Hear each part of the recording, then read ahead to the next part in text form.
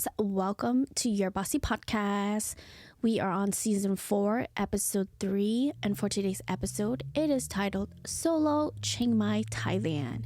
In the last episode, it was titled Solo Phuket, Thailand, where I shared about all of my experiences and stays and tips for you for the city of Phuket.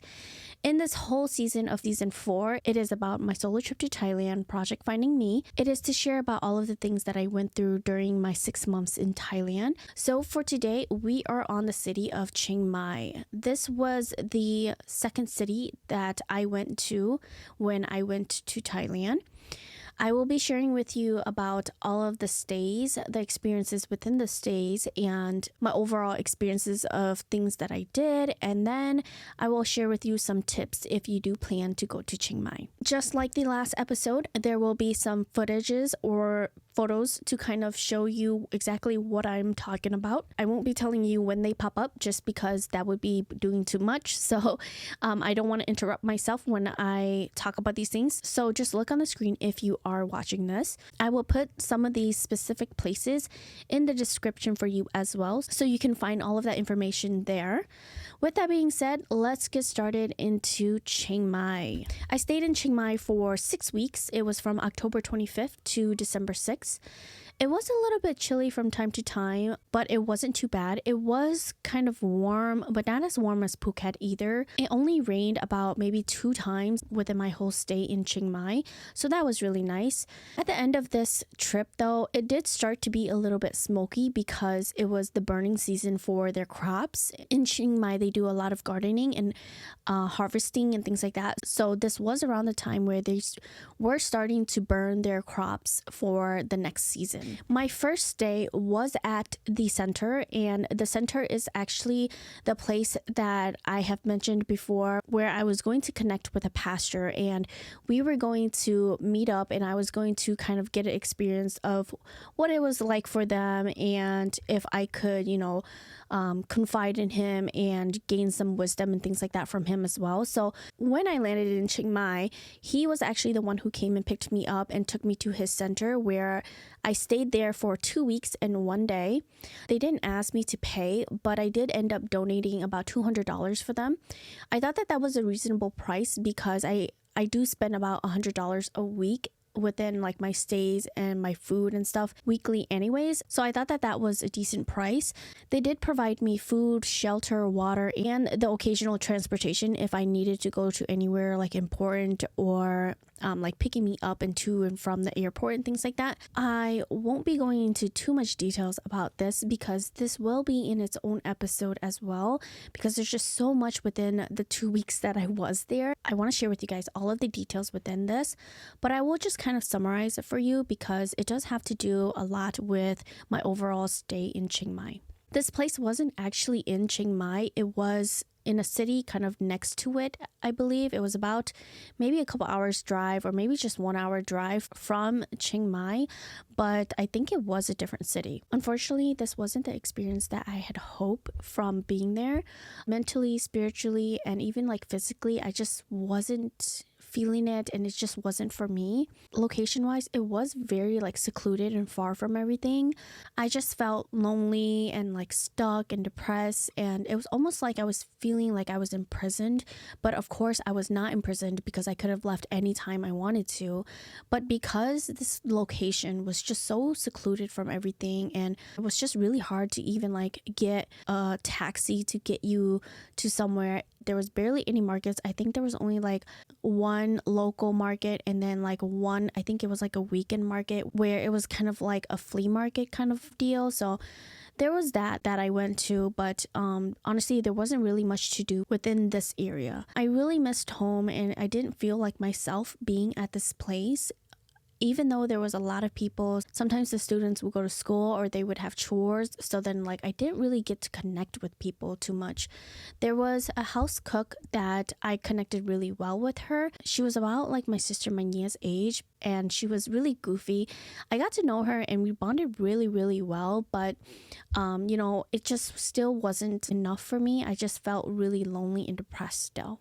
The students that I got to meet were incredible. They were really kind and interesting as well. They were really sweet to me and caring. They really kept me company and kind of tried to help me with like my loneliness, but of course they had their duty to do as well. The pastor did take me to do my first visa extension, because when you're in Thailand for a certain amount of like days, after like 30 days or so, you can get an extension for like a month before you do a border or visa run. So he did take me to go do that. And for the city of Chiang Mai, it's a lot more complicated, where you kind of have to have your host, or wherever you're staying, that person has to be there and present and sign and kind of give them their ID to be like copied and stuff too. So that is something that I think only Chiang Mai does, but I'm not quite sure. That is something that you should probably prepare for if you plan to do your visa extension in Chiang Mai. That's all I have to say about this stay. Again, I will go over the details within this experience in another episode, so look forward for that. My second stay was at the night bazaar.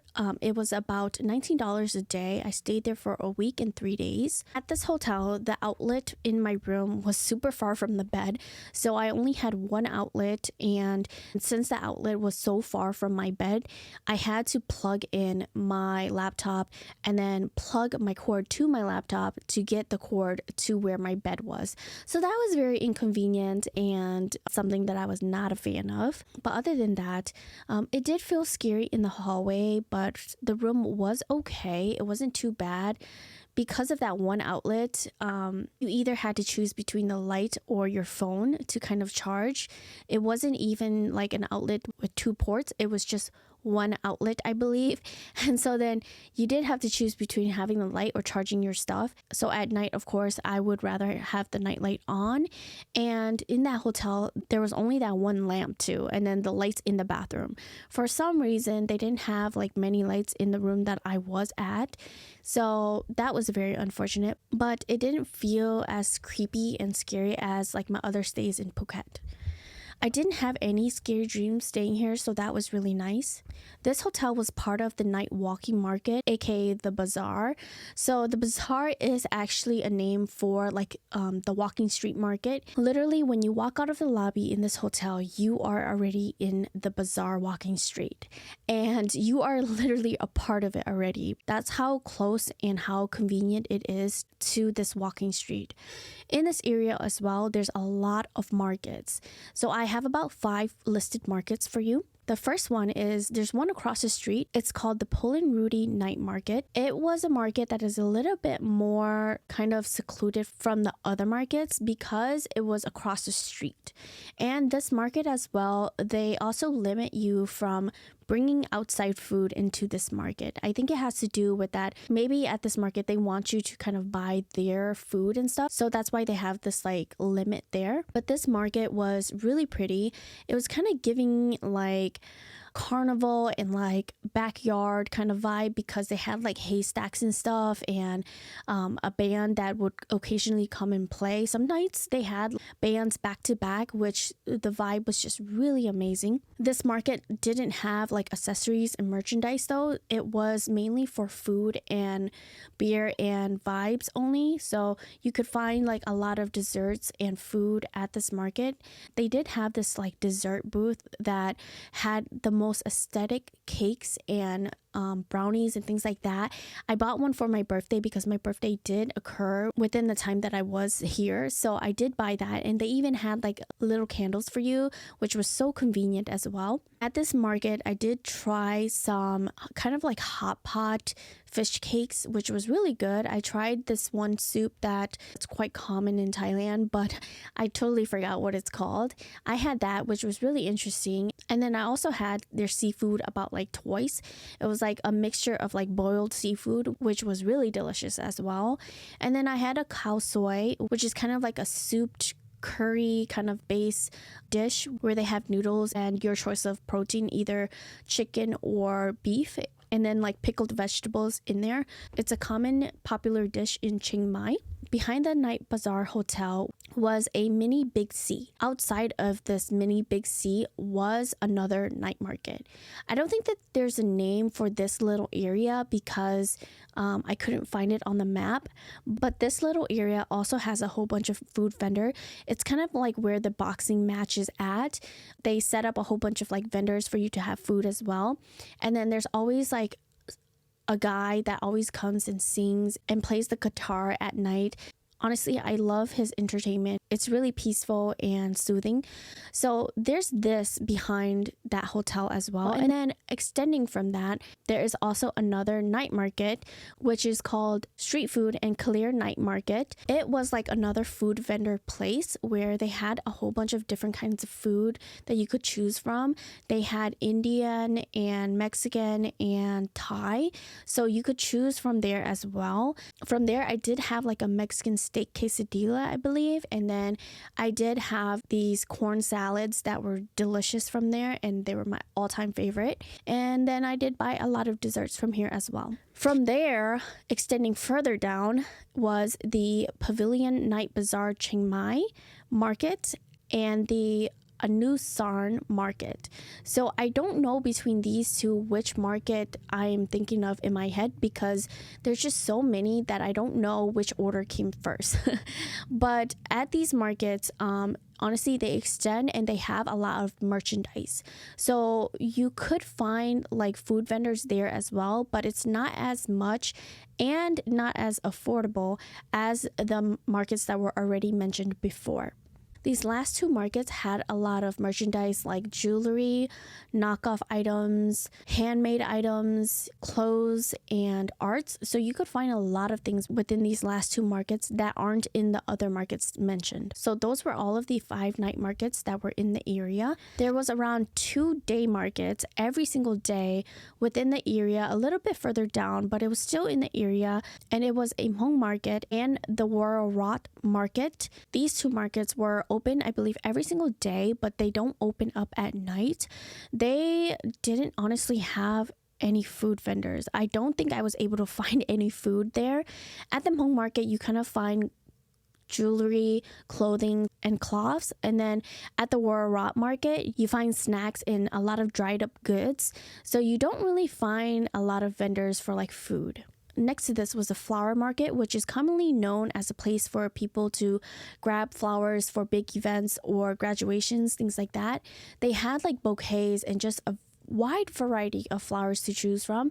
I did go and grab some sunflowers from there because it was just so cheap and affordable.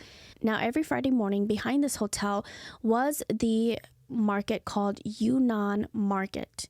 This market was mainly for locals, I feel like, because they had a lot of pickled goods for like locals to, bring back home and leave in the refrigerator for a while. So they had a lot of that, and everything like merch-wise was giving a lot of flea market kind of vibes. So it wasn't like really pretty accessories and things like that. The thing that I felt like wasn't for just locals was that they had vendors where they made fresh pulled noodles, wontons, and cauliflower. I did try the hand-pulled noodles because it was less busy.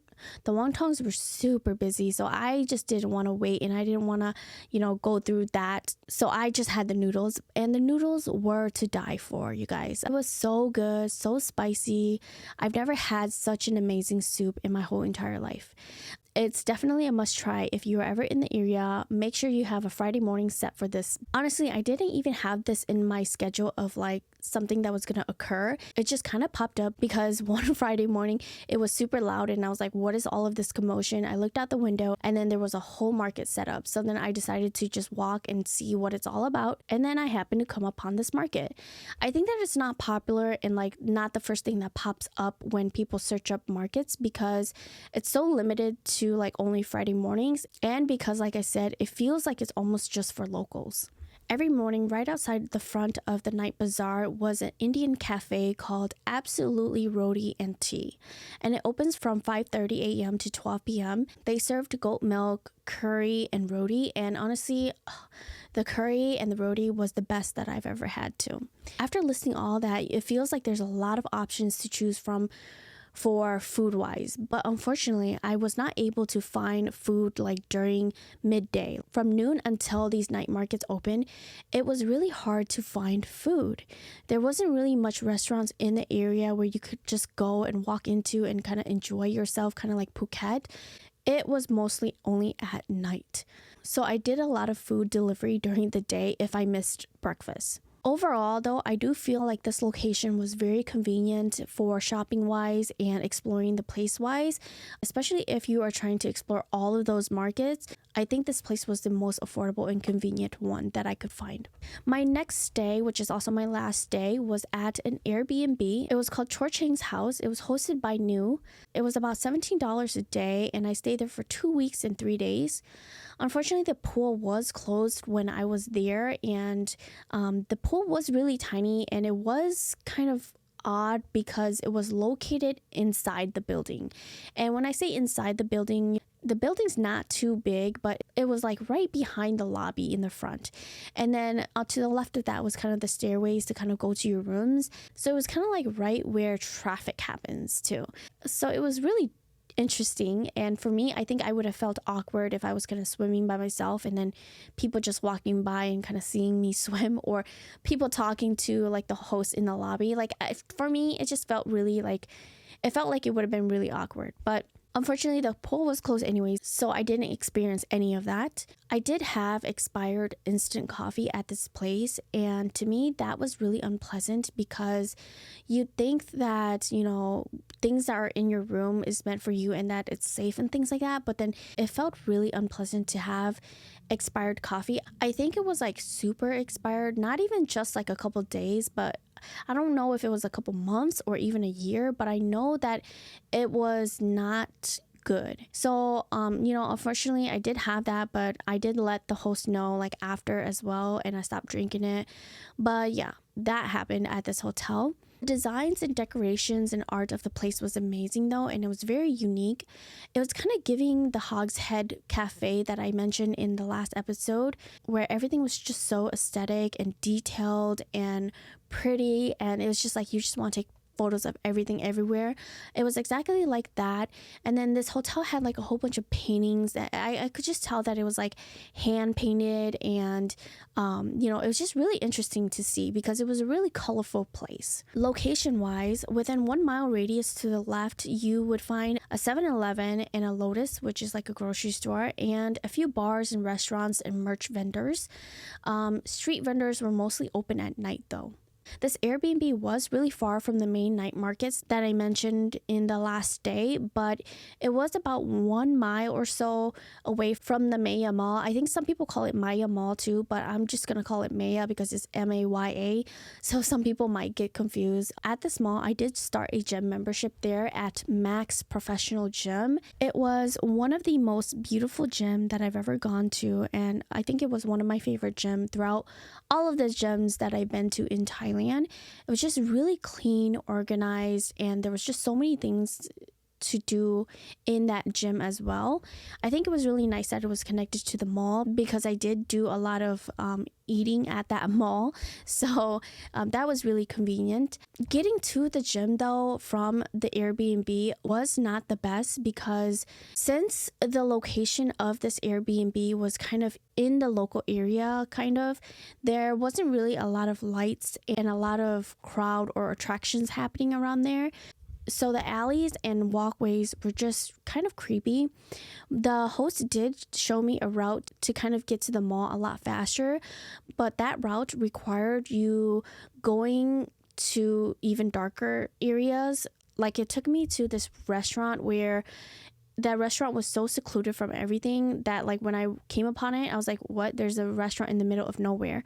So that restaurant was there. It was like a seafood restaurant. And then I had to walk around that restaurant. And when I walked around that restaurant, there was a pathway where mostly only cars go through. It's blocked between like a building and a big tall gate, I believe. And that was like, giving really creepy vibes because there was no lights there as well. If like something happens, that let's just say worst case scenario, somebody tries to kidnap you there's really only two directions that you can go. You can run forward or you can run backwards. I just wasn't willing to take the risk. So I didn't go that shorter route that my host had told me. I ended up walking through the route of the locals, but even so, there was just so little lights in certain areas that it was very uncomfortable. Even though the walk from this Airbnb to this mall was basically the same distance as Cocotel that I mentioned in the last episode to the other gym as well, but this time it just felt like every single walk was just a lot longer, a lot more creepy, and I just wasn't feeling it. Compared to the other one, like it felt like it was a lot shorter and like a lot more safe, I think, because there was just more people around.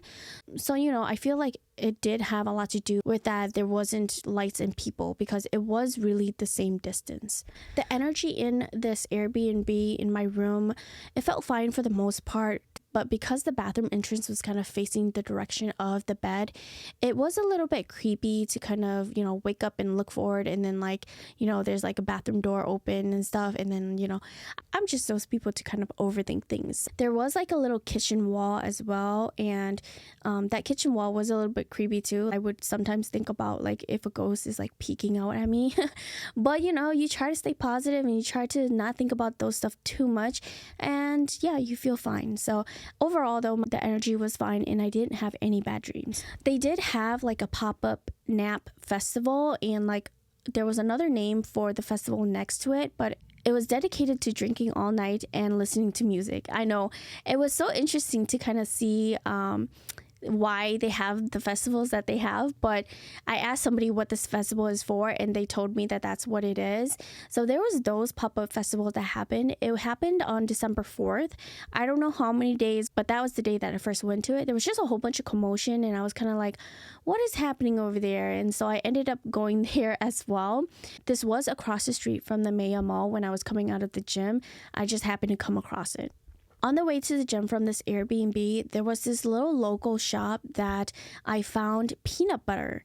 And I was the happiest child ever, you guys, because you don't think about these kind of things, about how, certain countries have certain things and you won't be able to get certain things.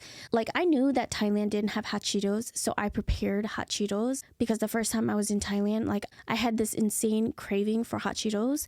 So I was like, I don't know how long I'm going to be. I'm going to pack 2 to 3 bags of hot Cheetos, which I did, and I ended up not eating it. Something about just having it makes you feel like you don't want to eat it. So I ended up not craving it too bad, but I was craving peanut butter, you guys. I'm a big peanut butter fan where I put peanut butter in my pho. So best believe it was like a dream come true when I came upon this shop that had peanut butter. I carried that peanut butter with me through the airplane and everything because I was not going to leave it behind. It was really rare to find this product. And I believe that the reason why they even had a shop like this in Chiang Mai is because Chiang Mai is a known city for foreigners to come and retire there. It's a lot more quiet and peaceful. And so, I think that that's why I was able to find that there. This next part that I'm going to share with you, if you are not into spiritual stuff or if it's not something that's easy for you, then do skip the next 5 minutes, okay? While I was at this Airbnb, I did get a phone call from my sister Mania about the release of my deceased sister Rose's spirit. So a little refresher on Rose and how she played in my life. She was the mother to my niece and my nephew that I took in for about 2 years. I also had an episode about this as well. And unfortunately, Rose passed away on July 30th, 2021. So this was before I came to Thailand. So then, it was quite some time already. Now, I'm not going to go into too much details about this moment because I'm going to share the backstory and everything with you guys in another episode. So this will also have its own episode about my deceased sister and her spirit release. But basically, long story short, her spirit was wandering around for that amount of time, and we couldn't lay her spirit to rest because she had married out of my parents' household already. So she was wandering around, and then my parents and then finally got to releasing her spirit and guiding her spirit to the gates. So then my sister Mania called me while I was staying at this Airbnb, and she shared with me the whole experience of what happened, what they went through, things that my sister Rose said and things my parents said to my sister Rose. And it was just really, really sad to be in the other side of the world and not be there for my family, and then not being able to say goodbye to my sister Rose as well. I felt like I said goodbye to her at her funeral, but throughout the whole process of knowing that her spirit was around, and then now knowing that her spirit was going to be gone forever, it was just really difficult. I just remember my Nia telling me everything, and I was just crying and crying through the phone, just feeling so sad, and at the same time, at the end, feeling heartwarmed that my sister Rose was finally going to find peace and that she was really going to rest now. I wish I could have just hugged my parents and my sister and, experienced this with them. So that happened during my stay at the Airbnb. Aside from my sister's spirit release, I did feel the most homesick I've ever felt throughout my whole journey at this place. It was everything kind of adding up together that just made me feel like I really wanted to be home. I went through a long period of time where I didn't talk to anybody and I didn't have any kind of physical contact with anybody. And I think that, for any human out there, it's been scientifically proven that you need to have interactions with people. And for me, I went through a long time where I didn't have that for like days, and that was really difficult for me to overcome and feel like myself again. I felt so homesick that I was literally searching up flights to come back home and cut my trip short, even though I had already bought flights to like Bangkok and stuff. I was like, it's okay if I lose a couple bucks for Bangkok, but I can't do it anymore. I'm going to come home. I don't want to miss any holidays with my parents. I don't want to spend a second here by myself anymore. Honestly, I felt so homesick, and it was so bad to that point. But of course, I went through this whole process, and I talked to my best friend Anna about it, and she helped me calm down and think things through before I make such big decisions, because everybody knew that I was on this mission to kind of find my passion and discover myself.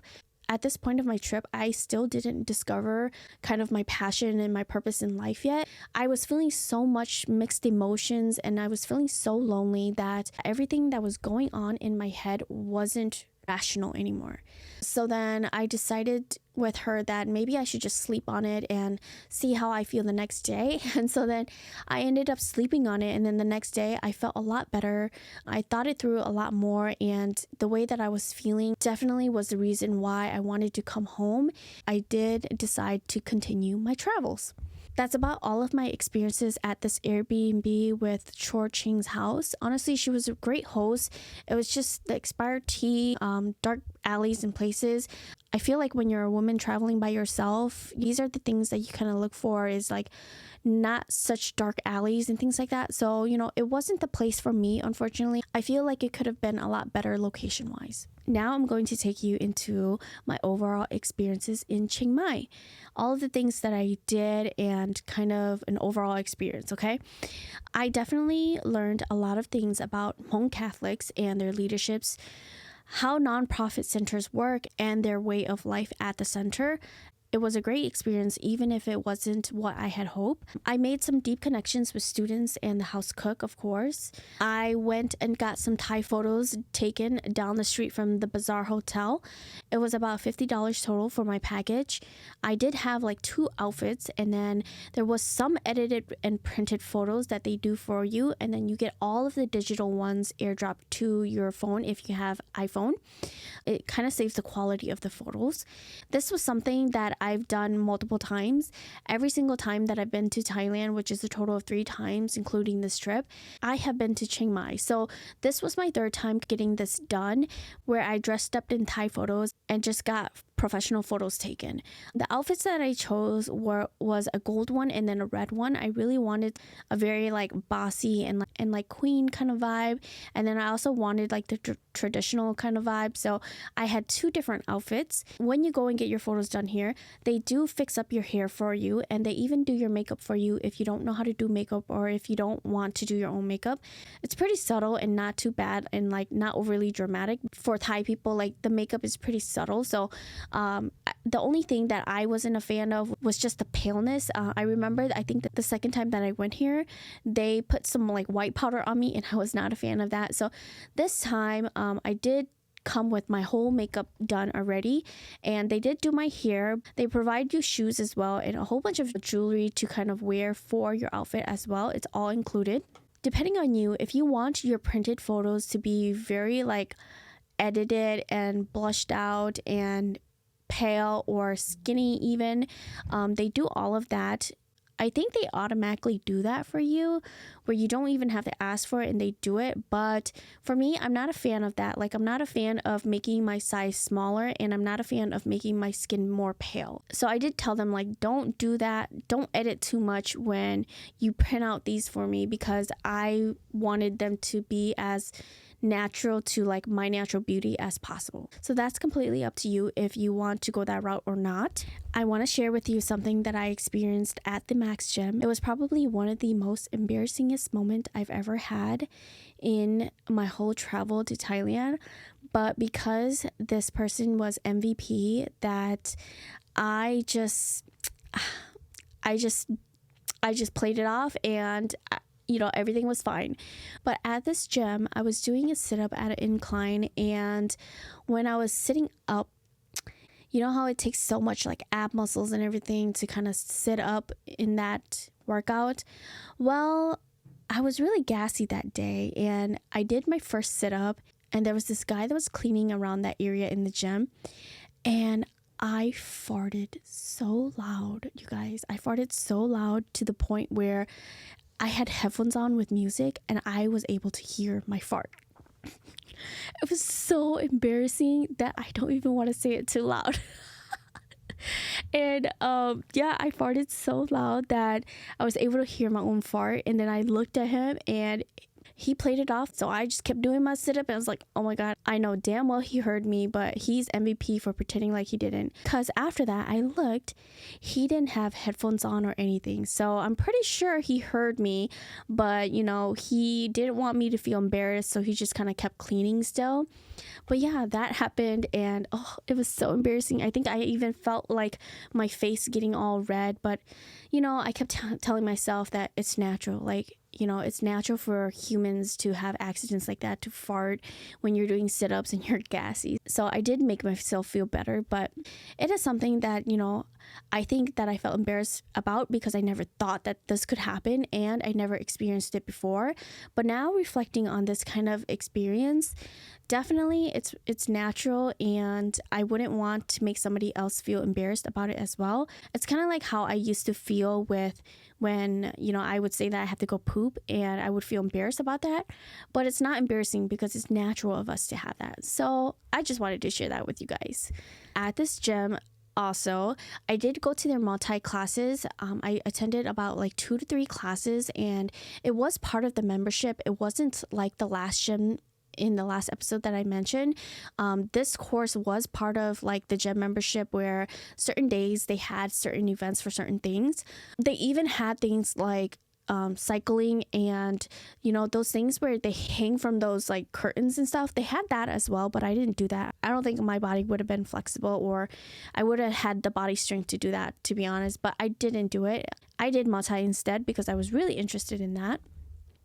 It was honestly the best Muay Thai classes ever because it was such a great workout, since the class was a lot smaller than the one in Phuket. You got a lot of one-on-one with the instructor, and he teaches you how to properly like punch and kick as well. Basically, in the beginning of the class, you warm up, and then you start to go into one-on-one with the instructor, and everybody's just kind of sitting around watching you. it sounds intimidating, but it's not, because everybody's kind of rooting you on and, pushing you to keep punching, keep kicking. And it was just so inspiring, honestly. If you're shy, then maybe be like the third or the last person to go. But it was really a great experience because everybody's just there for you. That is also where I met my girlfriend, Ari Sarah. She was attending the Muay Thai class and she goes to that gym as well. She is Thai. I met her unfortunately on the last day of my stay in Chiang Mai. So we didn't get to bond or explore and spend time together like how my friend Namning and Emmy and I did, but we clicked instantly after we started talking. The first time that I met her in the class, honestly, I didn't talk to anybody because I was super shy. But then once I got more comfortable, I did kind of talk to her, and that's how it all started. Food-wise, I feel like the food in Chiang Mai was really, really cheap and affordable. A lot more cheaper than Phuket for sure. They did have a lot of like common souvenirs that I saw in Phuket. It still was overly priced in certain areas, like the Bazaar is where the overly priced ones were at. And I think that has to do a lot with that it's in a high trafficked area. So they purposely do that to make money, and because in this area as well, the night bazaar walking street, it's common for people to bargain. Honestly, I've even seen prices even higher than the prices in Phuket at this place. Vendors along the night bazaar walking street were 99% of the time really rude. They will literally start talking about you in Thai, and you could just tell from the way that they talk because they're not talking to anybody. After you just don't like a product or something and you just kind of say it's not for you, they'll just start speaking in Thai, and you could just tell from their whole demeanor that the tone and everything that it's about you and that they're saying something rude about you. That's how it was 99% of the time at the walking street. They are just a lot more aggressive and rude compared to the ones that are in the specific night markets. Aside from all of the daily night markets and the walking street bazaar, there was weekend markets as well. And there was 2 weekend markets where there's a Saturday one and a Sunday one. Both of them basically had the same things because everything that was at the Saturday market was at the Sunday market. But everything that was at the Sunday market is not at the Saturday market. So basically, if you had to choose one and you could only make to one, go to the Sunday one because you will find a lot more things at the Sunday market. It's a lot more popular, so a lot of unique vendors do show up there. It's a lot bigger as well. There's a lot of food vendors, and you can find a lot of arts, handmade items, and jewelry from these night markets. I did get 2 paintings done. I got one for my niece, and it was a photo of her in her graduation gown. And then I got another painting done for my partner, which was a photo of us. I think that one night, which I'm assuming that it was a Sunday, I don't remember exactly, but I'm like 99.9% sure that it was on a Sunday. The night walking street bazaar was entirely empty because everybody was at the Sunday market selling their stuff. So keep that in mind as well. I'm pretty positive it was on Sunday, but who knows? It might be on a Saturday too, where some vendors decide not to set up at the walking street and decide to go sell at the Saturday one. All of the markets, not the walking street bazaar, okay, all of the markets, I felt like had a really warm and friendly vibe. There was always music, and they weren't like forceful vendors where they like would force you to eat their stuff or buy their stuff. They were all really friendly for the most part. It wasn't giving like the Phuket kind of vibe where they kind of asked you to go eat and force the menu in your face. I did go to the Chiang Mai Zoo, which was super big and too big where it was too spaced out. I really didn't like that about the zoo. I get it if they were doing it for the animals, but it felt like it was spaced out for no reason. The way that they planned this out, it felt like it wasn't well thought out because I don't know, there was just so much space of like greenery for no reason. And it was so much to the point where you had to wait for one of those vehicles to take you to the next location to see the next animal. So I wasn't a fan of that because honestly, the waiting was kind of a bit as well. And then if you miss it, then you have to wait for the next one, which will take even longer. They did have an okay amount of animals. I think my favorite part of this zoo was the aquarium because it was just so beautiful to see like different kind of fishes that you don't see in the US. And I saw like this upside down fish, which I thought was so interesting. At first I thought that like maybe the fish is dead, but I was like, I think it's not dead, I think it's swimming. And then I read the description and it said upside down fish, and I was like, oh my god, that's so interesting. And they had a lot of like big sea creatures that you don't usually find or see in the US. So that was really interesting as well.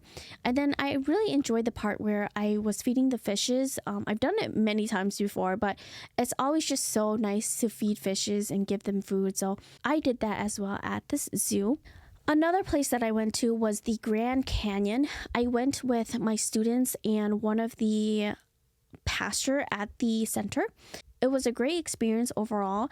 It was super tiring to run through the bouncy stuff and climb the stuff and like get yourself out of the water to get onto the slides and things like that.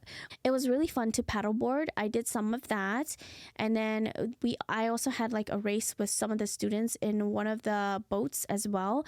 And then there was slides as well where like you could go down this big slide to go into the water. For me, that wasn't for me because I can't really swim. They have life jackets for everybody. It's mandatory, but I don't know, the risk of sliding down at a certain height and then what if your jacket just like slips off? Yeah, I was not willing to take that risk. So I didn't do that, but I did buy the package that had zip lining for all of us to try. So we all did do all of that. For some of the students, this was the very first time that they have ever done anything to this extent, and it was just really amazing that they get to experience something like this, because I think that there's just so much more to life than working so hard and studying so hard. So it was nice that I was able to take them out from that kind of lifestyle even for just a moment. I also attended the Lacron Festival, which is also known as the Lantern Festival. Unfortunately, they no longer allow you to light up the lanterns in this location because of something that happened with electrical wirings or something like that. So they stopped letting people light up lanterns, but I think I did see like some people illegally try to do it, but you're not actually allowed to. The Lacron Festival is dedicated to the river. So basically you send things to the river and you kind of bless and ask for fortune, things like that, so that the river continues to take care of you. So you would send away these boats, and most of the time these boats were made out of banana leaves and flowers. And then you would send this away. Sometimes people would send it away with money. So I was fortunate enough where I was at the center when this happened, and of course the people at the center were locals. They've been living in Thailand for their whole life, so they were actually taught to make these boats, and so they taught me how to make these boats. So then I made some boats to give to the river at this festival. So I didn't have to buy it, even though I will say like a lot of these vendors did sell really beautiful boats, but I don't know, something about making it for yourself and using the resources that you have, it was just more heartwarming for me. So I got to ship away 3 boats, which I dedicated it to specific people, and I made a whole reel about it as well on my whole experience of creating it and sending it away. Other than the boats and the lanterns within this festival, at the end as well, towards kind of the end of the night, they would light up firecrackers as well. There would be a bridge where you could just go stand and watch as everybody light up their portion of the firecrackers, and that was just really nice to experience as well. I got to experience all of this with the people at the center, so that was really nice.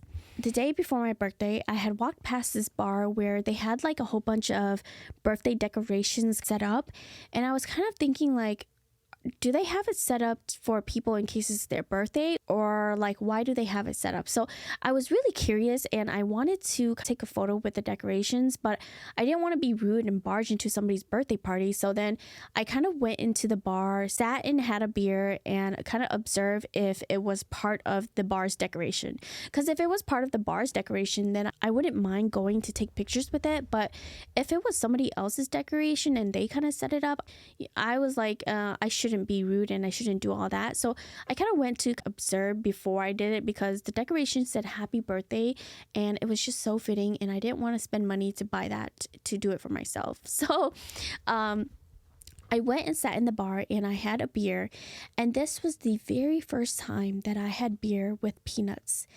And you guys, like, I did not know that beer with peanuts was that delicious. I've seen people do it, but I was just kind of like, beer and peanuts? But this was the first time I ever had it, and it was so delicious. And I was missing out all this time. So I did have that for my first time. Unfortunately, because I did have other plans the next morning, I didn't have too much of it. I was just trying to get my mission done of observing the vibe and taking my photo with the decorations if it doesn't belong to those people. So I sat there and I waited and I observed, and then through my observation I realized that there are some people in this bar that are dressed just like normal people doing normal things, right? It doesn't seem like they're actually working. They were actually part of the whole bar, and I was a little bit confused at first. But there was a moment, right, where I was sitting there by myself in my own little booth, and one of the gentlemen came up to me and was like, "Hi, what's your name?" And then I told him, and then he did a few small talks with me, but he didn't know English too well. It was just enough to kind of get the common things said or asked. So I responded short with him because I already caught on to what they were all doing already. And he told me to scoot over, which didn't want to be rude, so I did scoot over. There was really nothing to say because I was not interested and I was not invested in having a conversation with him, so I did not keep the conversation going. And then at one point, he just didn't have anything else to say anymore. We just sat there quietly observing everybody. And it was so awkward. I didn't know why he was still sitting there and not talking to me at the same time. I was just so confused at this point. Either get up or leave because it's so awkward. But unfortunately, he didn't. And then to break the awkward silence, even though we did not bond, even though we did not get to know each other or anything really, he asked me if I wanted to buy him a drink.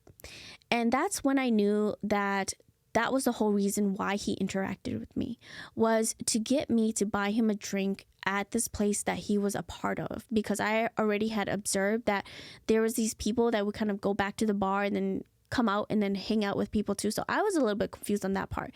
But this kind of confirmed that he was part of everything, and that, all of these people that I was observing was all part of this bar. And then I told him straight up, no, I don't want to. And, I did not feel guilty at all about it, because that's how you have to be. You can't let people push you around, As nice as I am, I'm not going to let people push me around and control what I can and cannot do. So then I told him, no, I don't want to. And then he kind of sat there awkwardly again. And then at one point he just kind of got up and said bye. And then I was like, bye. And then he just walked off. And this whole experience to me made me realize that you think that you know all of these scams because you do so much research on YouTube, but they become so creative with how to get you to buy their stuff or how to make profit now that they even have people dressed up as normal people to vibe with you and then ask you to buy a drink for them. And they're willing to drink all night with you. Literally, these people were not working because they were drinking, you guys. So I was like, it gets really interesting out here. So that happened, and after that happened, I decided that I no longer wanted to kind of be there anymore. So a couple minutes after that, I finished my drink. And then I think one of the waiter kind of asked me if I wanted another drink, and I said no. And I was like, is it their birthday over there? And he was like, oh yeah, it is their birthday. I was like, oh, I saw the decorations, so I thought that maybe it was part of you guys, but okay, that's cool. And he was like, no, it's one of the guys' birthday. And I was like, oh, that's sweet. My birthday's tomorrow too. And then he ended up introducing me to the birthday boy. And then, from there on, we kind of clicked. The birthday boy and I took this very interesting coffee fire shot. And then I did end up taking a photo with their decoration because that's just how much I vibed with them. For my birthday, I did end up going to an elephant sanctuary. I wasn't planning to go to the elephant sanctuary during my stay in Chiang Mai because I have done it before and it is a little bit pricey, so I didn't want to use money on that. But because it was my birthday, I was like, what do I want to do that I haven't done that I can do just for my birthday? And so I decided that, I really want to see elephants because you don't really get one-on-one contact with elephants in the US. So I decided to book this elephant sanctuary, which was really different from my first experience. This one was really more for like a big group, and it was a more commonly known sanctuary. So I didn't actually enjoy my time there just because it didn't feel like I was included in a lot of the things. My first elephant sanctuary experience was really intimate and was really welcoming, but for this one, it felt like a bigger group where everybody was just kind of doing their own things, and even like the instructors and stuff had certain peoples that they paid more attention to. There was this one guy that was, very handsome, and he had like muscles and everything, and all of the instructors were kind of all over him. Like, it wasn't even just that the instructors were female, but honestly, everybody was just giving him more attention. I mean, I get it, he was a really friendly guy, but I think that a lot of it had to do with that they wanted footages of him with elephants because he was so good looking that they wanted footages of him for like their content page. I don't know if you've ever seen this, but a lot of elephant sanctuaries, they post up contents or photos of tourists and their elephants. And I think at one time there was a photo of this like very handsome or really good looking person that ended up going viral with the elephant sanctuary because of how good looking he was. And then, I think that this is what they were kind of shooting for. I can't say for sure, okay? I can only say how they made me feel and what I observed. But yeah, that's how I felt, because at one point, since I was traveling alone, I even asked the instructor to take photos of me, but then like they just disappeared and they only took like some, which was like horrible angles of me. And it was like they didn't even care to put in the extra effort that they did for like this guy, because honestly, they even asked him to go in the water and they were like taking pictures of him and all that kind of stuff. At one point, I honestly thought that this person was hired by them. That's how bad it was. But I wasn't there to like feel included. I was there for the elephants. So the elephants were really nice. I got to meet like a couple that had a baby, and I got to meet their baby. I took a lot of photos. For some reason, the lighting and everything was just really beautiful there. At one point, I was taking pictures while they were eating, and they were like whipping the food around, and it was like whipping me in the face. And that's my fault because I was kind of distracting them while they were eating, but I wanted some photos of like them doing things. So that was really funny. At one point of this experience, the instructors even made us smell like the elephant's poop because they said that it was natural and not that bad and it's all like good stuff. So we did end up smelling elephant poop, and it just smelled like greenery. It honestly didn't have like an odor like human poop and things like that. So that was really interesting. I did get the package where I had lunch with them as well, and the lunch was pretty decent. It wasn't too bad. It was just your average Thai meal. All right, now I'm going to go over my overall favorite food in Chiang Mai. You might have already heard of all of this, but this is the summary of all of them put together. One of my favorite dish was a dish that the house cook at the center cooked. It's called Nam Pio, and I've had many versions of this. I've had my version, which is not good. I've had like this version from this one wedding that was not good as well. And then I had the house cook's version, which her version was honestly so delicious, you guys.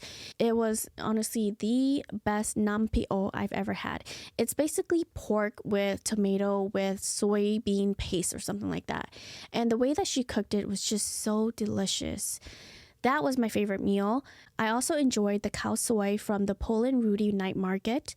It was really different. I've had many different types of this dish, but I will say that this night market had one of the best flavored and seasoned soup with the beef. It was a little bit pricey, I believe, compared to all of the other khao soi that I've had, but definitely worth the price. My next favorite dish was the spicy fresh noodles from the Friday morning market, Yunnan Market, behind the Bazaar Hotel, of course. The next thing is a corn salad, which is also the best corn salad I've ever had. I've had many corn salads from many different booths, but this one was the one that I went to so many times because it was so good. It was from the street food and Kalare night market. Last but not least, my other favorite dish is the Indian goat dish with Ruedee at the Absolute Ruedee and Tea right outside of the Bazaar Hotel. That was honestly one of the best goat curry I've ever had and the best Ruedee to go along with it. That is all of the overall experiences and all the things that I did in Chiang Mai.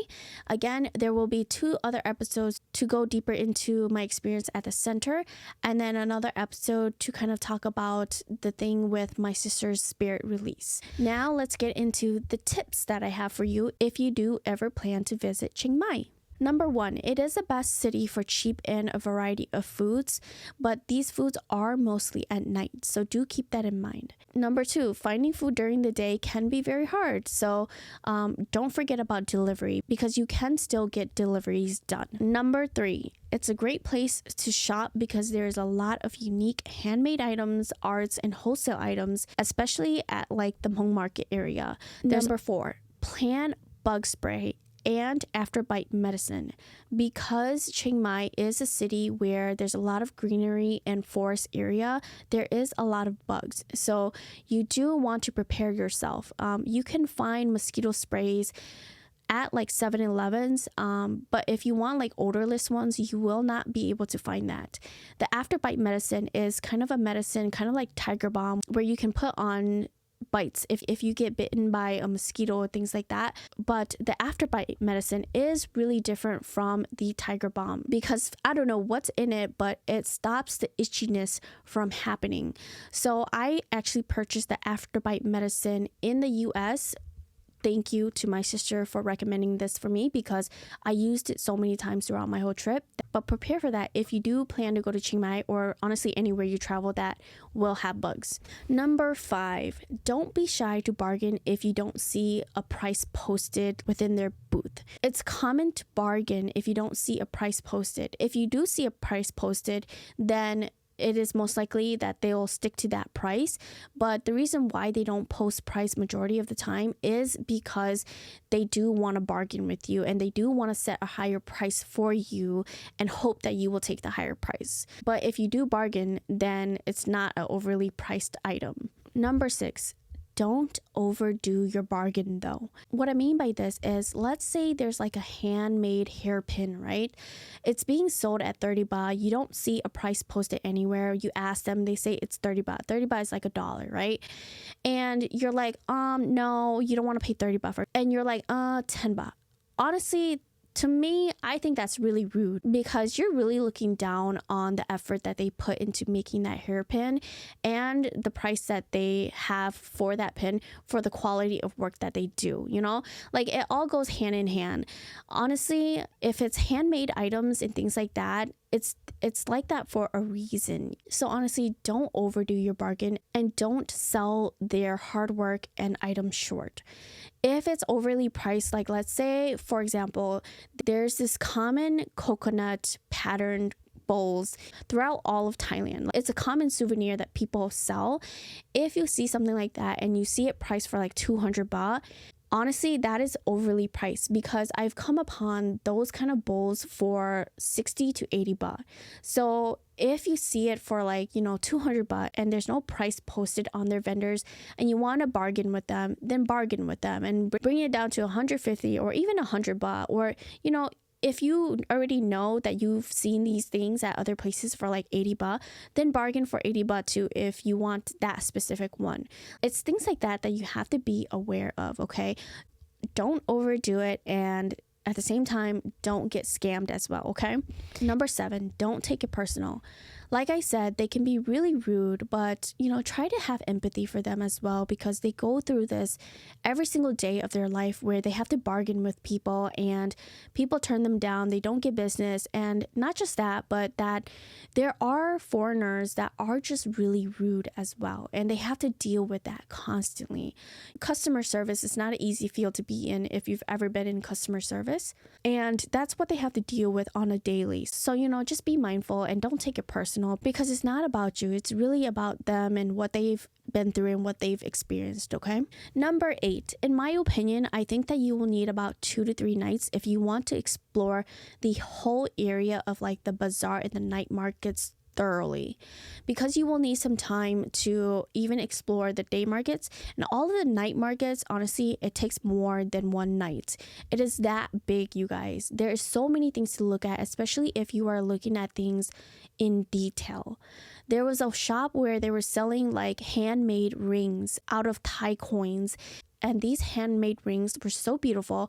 There was a big pile of them, but I really wanted to find unique ones, okay? And I took about like an hour and 30 minutes, and it was just so time consuming, but a great experience, because you get to see like the creativeness of these people. And I did end up finding a ring. I found a ring that was molded into like a snake, and it was really unique. It was the only one that I was able to find in that kind of mold. And it was small enough where it fit my pinky. And I was like, wow, I've never had such a beautiful pinky ring before. You will really need some time to explore these markets.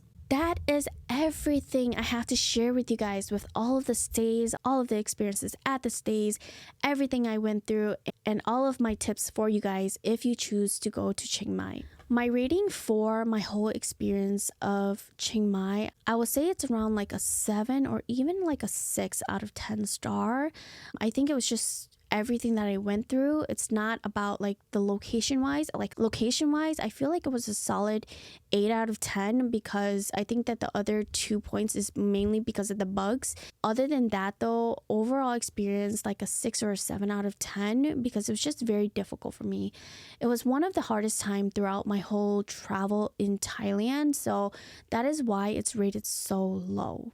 I would still definitely recommend that you visit Chiang Mai if you're looking to explore the markets and shop, because it is a really big and well-known place to shop and do all of those things. So I do still recommend that you visit it if you do plan to. Like I said, they do have a season where it's kind of burning crop season. So search that up and make sure that you don't go during that time, because breathing that in also isn't good for your health. So look into that as well.